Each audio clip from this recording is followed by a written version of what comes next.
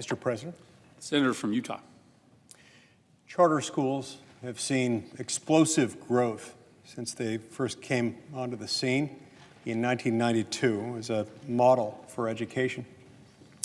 In 1993, there were just 23 charter schools in the U.S., serving a little over 6,000 students. Today, there are over 7,000 charter schools and counting, serving more than 3 million American students. It's not difficult to understand their increasing popularity. They offer an affordable alternative to parents and students who want more options. More options increase competition, and more options improve the quality of the traditional public education system. Unfortunately, the Biden administration's new rule threatens to stifle their progress by imposing stringent, onerous, burdensome new requirements on charter schools, specifically those that receive grants under the Federal Charter School Program, or CSP. This is a terrible idea. The CSP was established to provide grants to eligible charter schools to help ensure that all children have access to quality education, regardless of their zip code.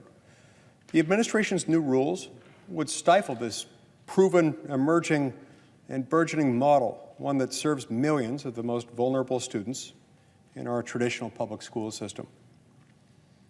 It would require CSP grantees to hold hearings specifically to prove that the presence of the school in question does not or would not contribute to increased racial segregation.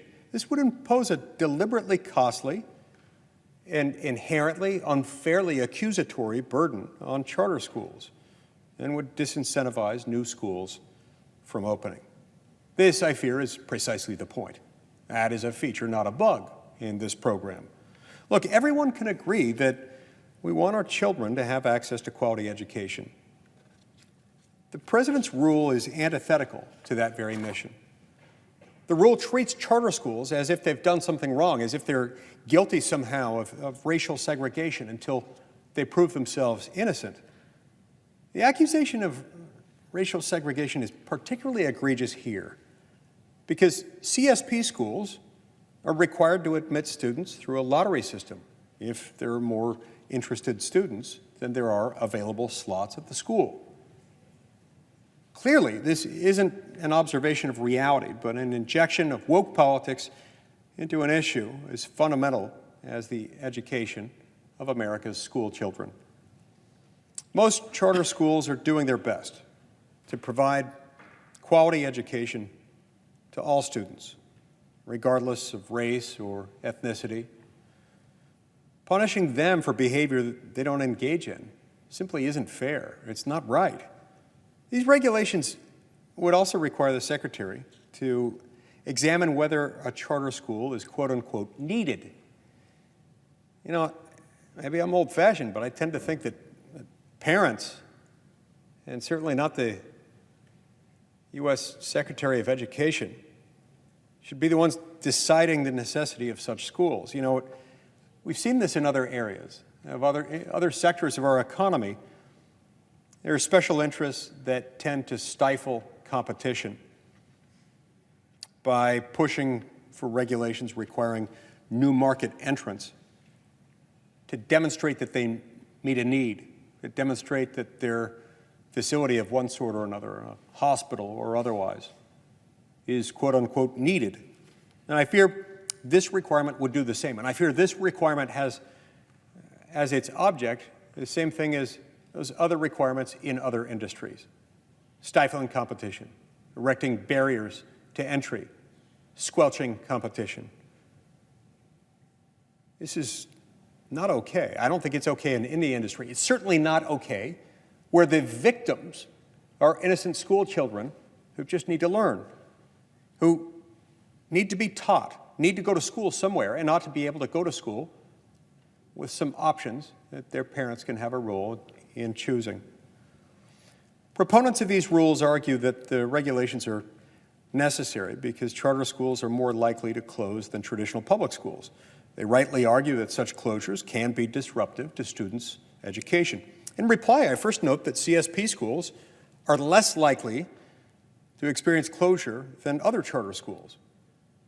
But I'd also note here that school closures also show why charter schools are so valuable. Unlike traditional public schools, where students in failing schools can go for 13 consecutive years without any other option, charter schools are subject to greater accountability. That's the power of choice. Mr. President, we shouldn't subject new charter schools to onerous requirements. We should not set up rules purely to protect the interests of teachers' unions.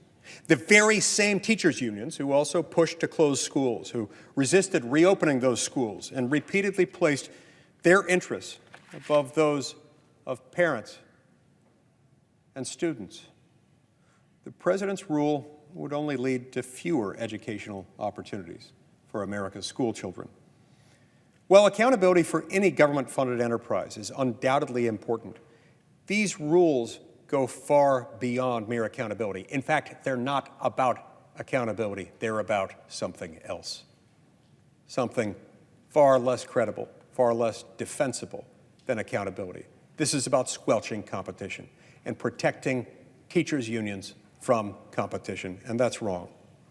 I urge my colleagues to oppose this misguided rule, this misguided effort, and to protect parent choice, ensuring that all children have access to quality education, regardless of their zip code. Thank you, Mr. President.